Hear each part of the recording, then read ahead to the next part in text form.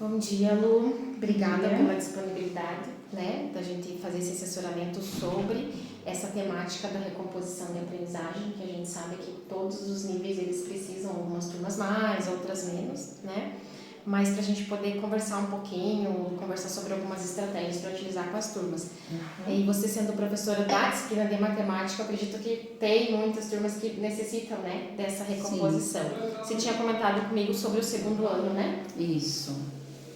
Eles têm, eu vejo assim, a turma do segundo ano é aquela turma que lá no sexto ano eles já começaram com a pandemia. Então eles não começaram na escola. Daí foi o sexto ano fora, daí o sétimo ano que eles começaram a participar, acho que em maio, alguma coisa assim.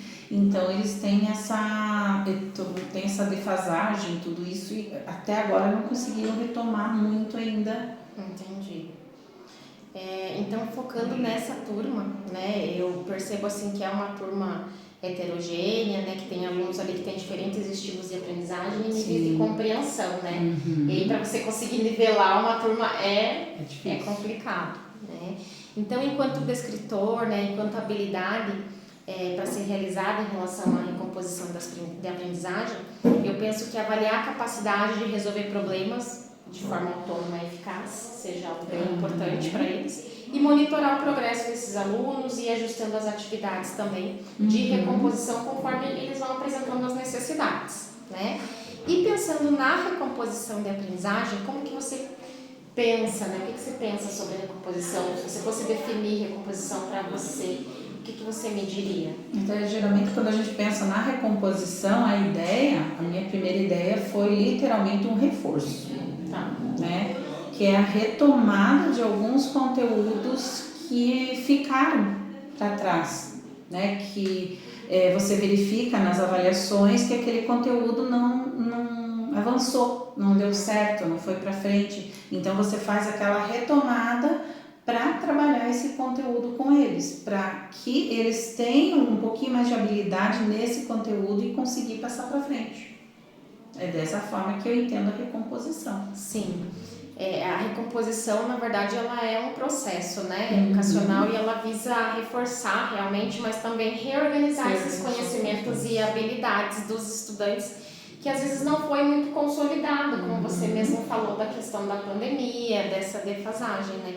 Então, durante esse processo de ensino-aprendizagem, aqueles conteúdos que não foram muito consolidados, é uma forma de você ressignificar aquele conteúdo de uma maneira que eles venham a compreender, intensificar realmente aquele conteúdo que você perceber que eles precisam, né? Então, a recomposição ele vem como uma estratégia mesmo para que eles superem essas dificuldades, essas lacunas que acabaram ficando desde a pandemia e venham a alcançar os objetivos deles, né?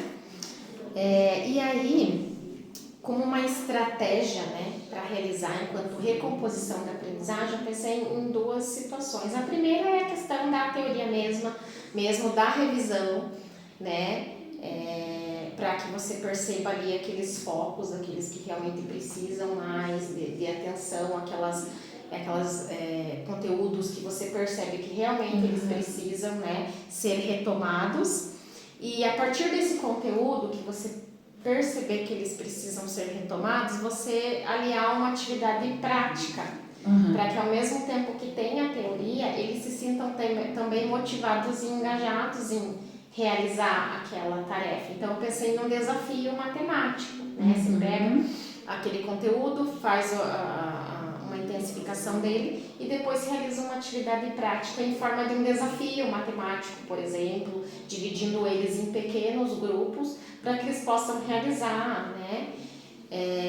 Fazer alguma dinâmica nesse sentido para que eles venham a se engajar no conteúdo, se sentirem mais motivados e interessados no aprendizado, né? O que você pensa? Você acha que é viável? Sim, eu gosto até de trabalhar com eles, assim, eu trabalho ali na turma, eu trabalho muito em grupos. Eles estão já sentados em grupos, eles têm o grupo de afinidade, né?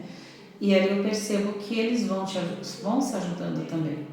Então vai um ajudando o outro, daí tem hora que eu tô lá no grupo e eles vão fazendo isso e vão, né? Daí aqueles que têm um pouco mais de dificuldade, eu tenho procurado chegar neles, né? Buscar Porque tem alguns alunos que têm a dificuldade e não buscam ajuda.